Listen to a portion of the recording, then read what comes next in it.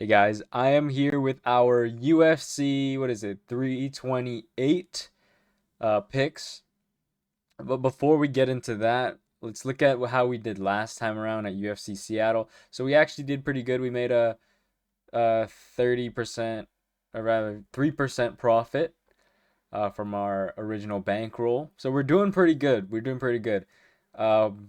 Notable fights was Chase Hooper getting fucking destroyed by a nobody, and Ignacio Bahamundes getting robbed, not by a decision, but by the fucking ref who couldn't take away a point when the man literally held on to the fence. Fuck that fight. Whatever, man. But yeah, besides that, we did pretty good. $30 in the bank. So yeah, let's get right on into the card. So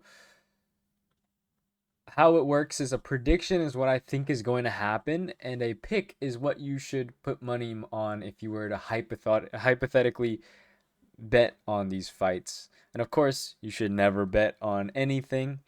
If you're to gamble, you will lose. So just this is for educational purposes only. But that being said, I have made a significant amount of money doing this. As you can see by the bankroll percentage, we've already made a 70% profit from August of last year. So yeah, not even a whole year came by. I mean, we're gonna do a year recap, rather a 365-day recap, to see how much money we've made over the span of 365 days. Maybe compare it to like S&P 500. We never know. We'll see. But yeah, we're compounding very, very well. So let's start off with the first fight of the prelims, Kelvin Gastelum versus Vicente Luque. Both the same age. Kelvin Gastelum, also a welterweight who, or rather, a former welterweight who is at middleweight. Vicente Luque just moving up to middleweight. I'm going to go with Kelvin Gastelum money line as my pick. The thing is, Kelvin Gastelum is very, very fast, and he is a technical but brawly striker. Vicente Luque's striking is just not all there. His jiu-jitsu is good, but it's hard to drop someone like Kelvin Gastelum if you really don't have that power, especially at middleweight where Kelvin Gastelum's a lot more full. Um, it really takes someone who needs to land a hard shot, and even then, you're not really gonna put out Kevin Gastelum like a Joe Pyfer or even an Israel Adesanya back in the day. It's just not the type of thing that happens from Vicente Luque towards uh, Kelvin Gastelum. Of course, Gastelum has the potential to lose this if he does get put to the ground, which he can. He can. It's not. It's a fight. Things happen. But I'm gonna trust that Kelvin Gastelum is gonna push the pace and really not respect Vicente Luque because Vicente Luque doesn't really deserve respect these days. Of course, Vicente Luque, we've seen that his chin is actually not as bad as we think, especially at middleweight. We don't know. I don't think it's as shot as people would really think it is, though. Actually, um, I think he just fell into the wrong combinations and lost those fights by knockout. That happens. But he is washed. He is washed. Calvin is somewhat too, but he's not as washed as Vicente Luque's looked. So I'm gonna say Kelvin Gastelum money line. My prediction is Kelvin Gastelum by decision. However, I could see that going. I could see it going the distance by Kelvin Gastelum kind of losing that power in his hands as he ages, and Vicente Luque coming up to middleweight. But it could go to KO, which is why I'm putting it money line.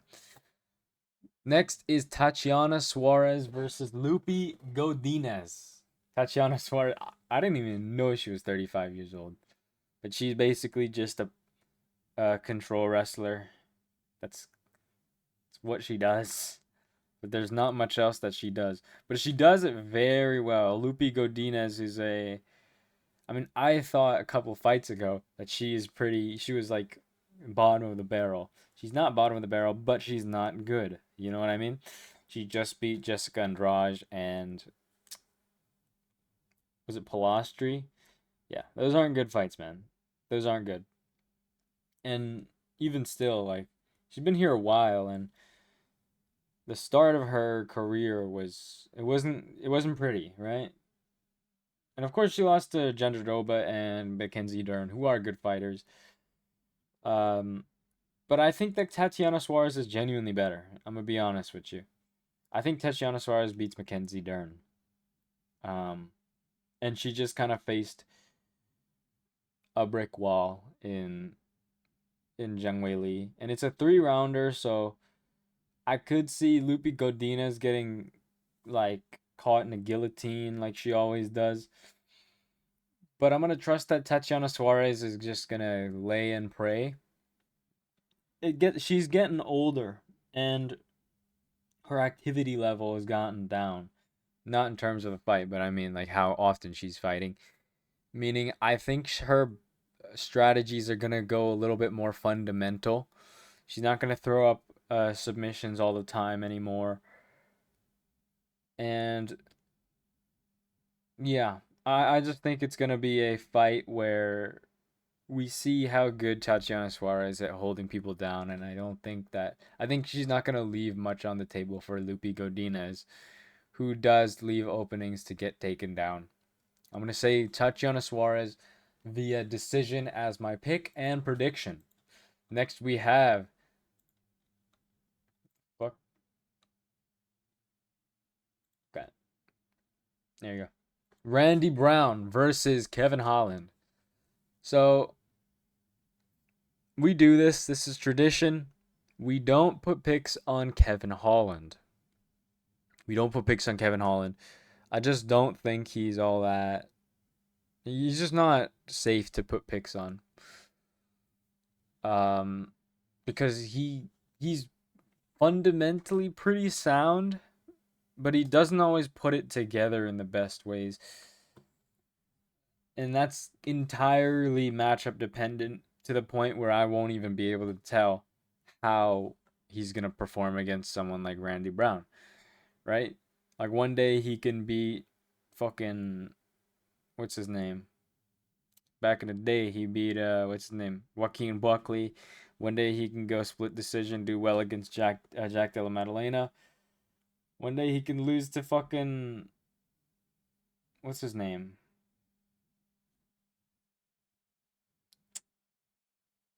What's the fucking guy's name? Is he still ranked? Daniel Rodriguez, right? Like he could submit Vicente Luque within a round and beat Gunnar Nelson handily, and then just lose to fucking Mike Mallet. You know what I mean? He's a good fighter, but it's not worth putting money on. He literally beat Fluffy Hernandez. That's kind of crazy. Um, but yeah, I just don't trust in Kevin Holland to win against Randy Brown these days. So I'm just gonna say no pick. However, I'm gonna predict. Actually, I'm gonna predict that Kevin Holland wins it.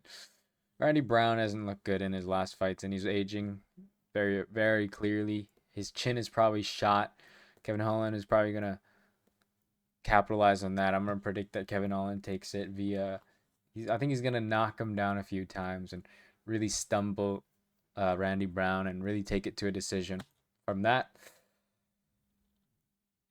next we have Mateusz Gamrot versus Esteban Ribovic. Mateusz Gamrot, 35, he's aging, but he's been looking pretty good. He beat Ludovic Klein pretty easily, and Ludovic Klein is a guy with unstoppable takedown defense. As it turns out, not really.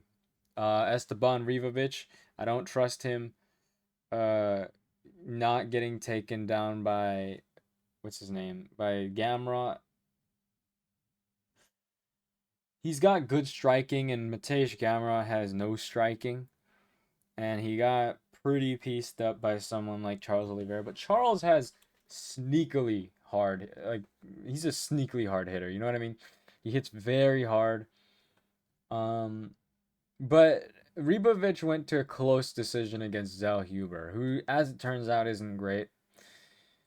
He beat Terrence McKinney, Terrence McKinney's good, but um, it's a coin flip. You know what I mean?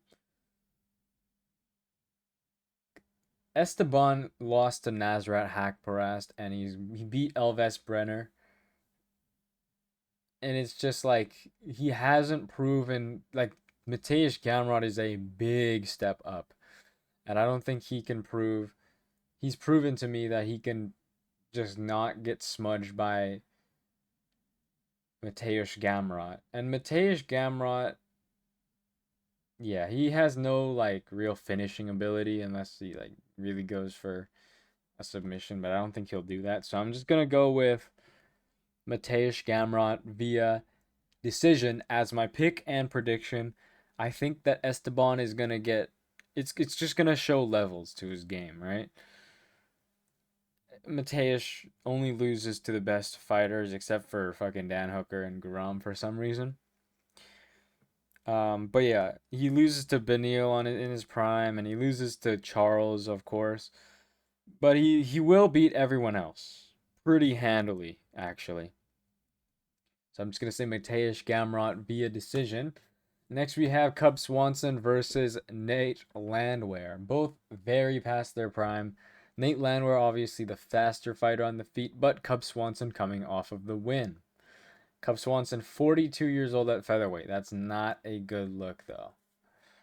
I'm not gonna have a pick for this fight because I don't know how bad Nate Landwehr is now, especially his chin after he just got nuked.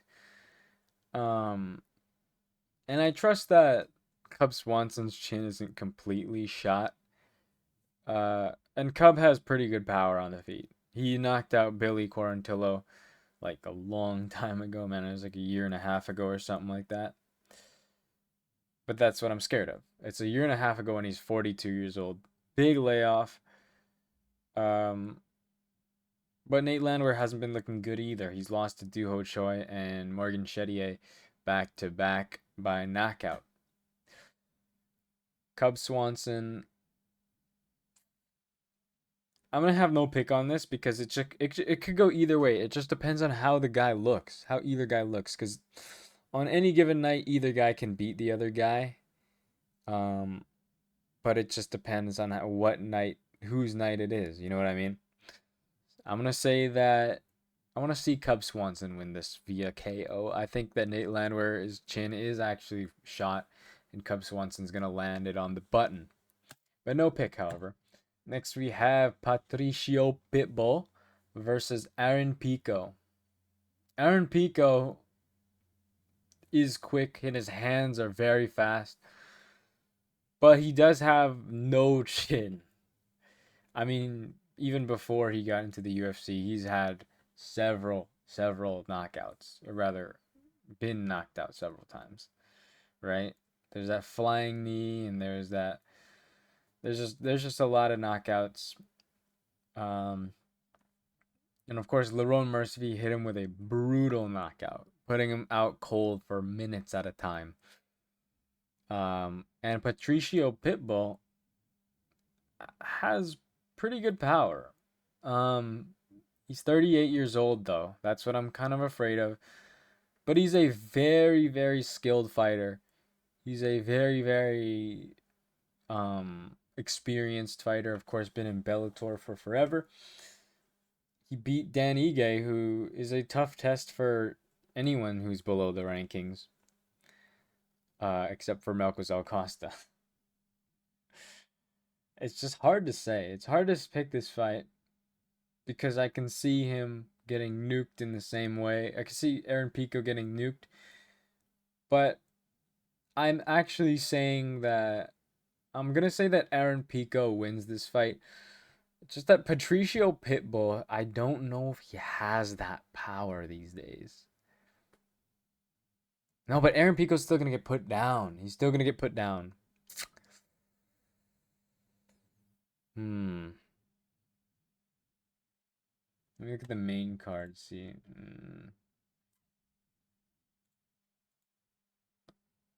Let's just say fuck it.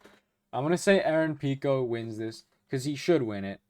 Um, yeah, he should win it if he knows his strengths and he knows his weaknesses. He should know that it's not safe to box directly with Patricio Pitbull.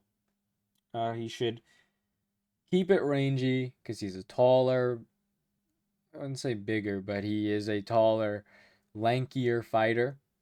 And once it gets close, I think he's good in the clinch because he's a wrestler. Gets to the clinch, pulls him down, right? Gets it with the wrestling, and takes it to a decision. Aaron Pico could really melt someone against the fence. So I'm going to say money line. My prediction is going to be Aaron Pico by decision, though. And now on to the main card, Azamat Murzakanov versus Paulo Costa. Paulo Costa coming up from the middleweight division because he cannot for the life of him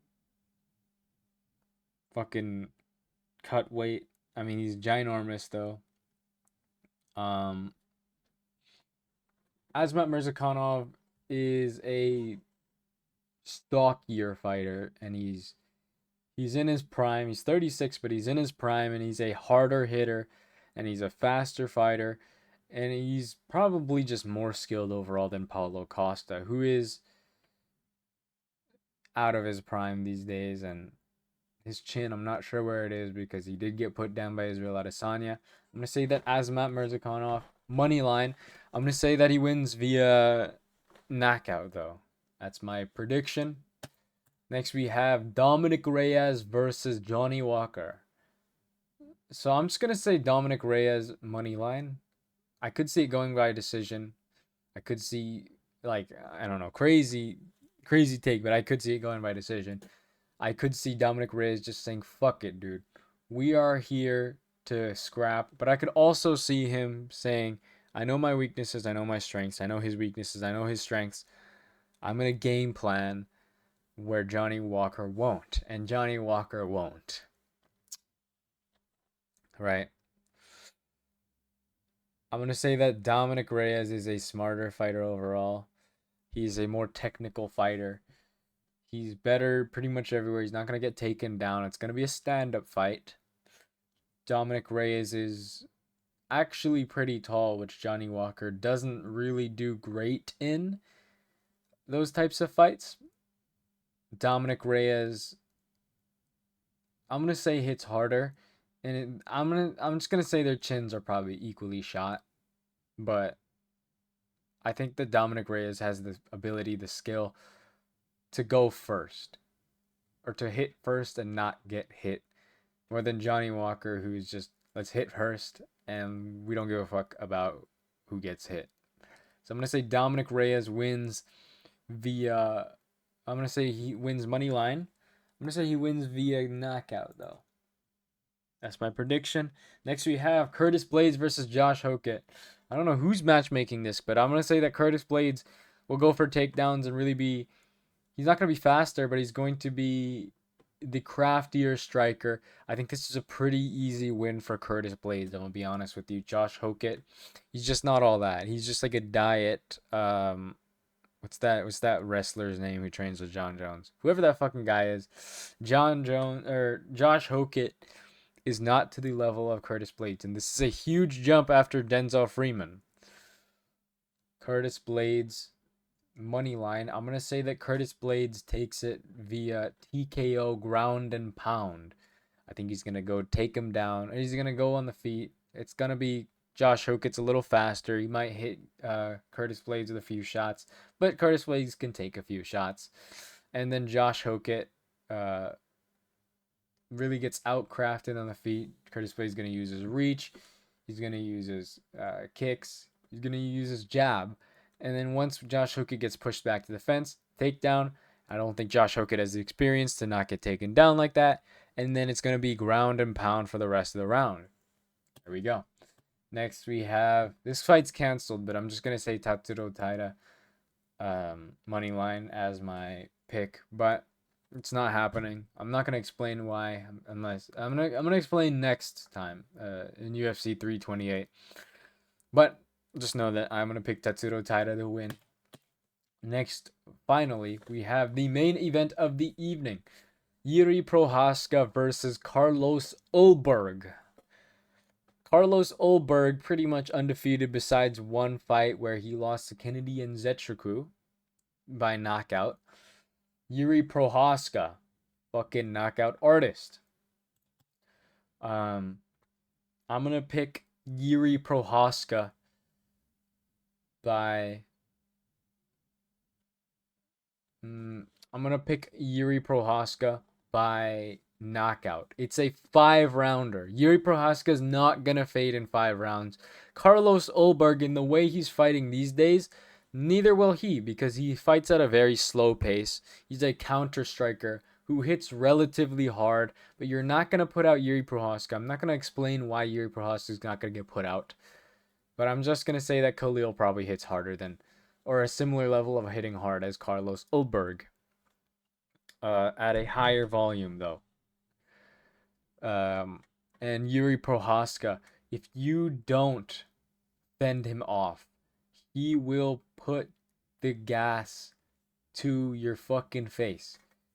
He will push the gas and go up, and Carlos Solberg's gonna try to go for some heavy leg kicks, and I'm sure Yuri's gonna get hurt by them, but it doesn't really do too much because Yuri is still gonna walk forward. You know, it's not gonna deter him from walking forward, and even getting rocked won't even stop Yuri from walking forward. Yuri is just gonna keep going. He's gonna always walk forward. Once it gets to the fence, he's gonna get nasty. He's gonna hit hard shots. He's gonna hit him with the goofy striking. He's gonna go with spinning attacks, flying knees, regular knees, kicks, right? And Carlos Ulberg is just too big and fundamental for that. And we saw with the Kennedy and Zetriku fight that someone who's big and a little bit wild with the striking is able to beat him. And of course, Carlos Ulberg was a different fighter back then. He was a lot less cautious. He was a lot more volume strikey. And these days he's not. But you lost to Jan Blachowicz. You know, you lost to. Or you're barely doing anything in a lot of these fights. And it's hard to see you go into that fight with that kind of mentality against Yuri, who's gonna make it chaotic. He is the agent of chaos, and most people aren't ready for it. Unless your name is Alex Pereira, which I don't even want to talk about. I'm gonna say that Yuri Prohaska is going to keep going. Like, Carlos Ulberg might have the first 2 rounds, but it's not really about rounds with Yuri. Yuri is just gonna keep going, and he's not gonna fade with his gas tank because he's got a good gas tank. He had a huge, like, crazy fight where it was all gas, no brakes against Glover, and he won that fight.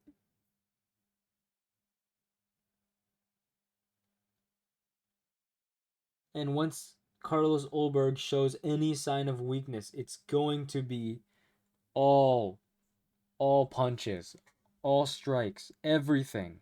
He's gonna throw him down once he's rocked and just keep striking. Any bit of your head that shows, Yuri is going to try to hit that part. And it's going to be Yuri Prohaska fucking him up and melting him, breaking Carlos Ulberg. So I'm going to say that Carlos Ulberg loses and Yuri Prohaska wins via knockout. Yuri Prohaska by KO as my pick and prediction. So yeah, that is my UFC 327 card predictions and picks. Thank you so much. Bye bye.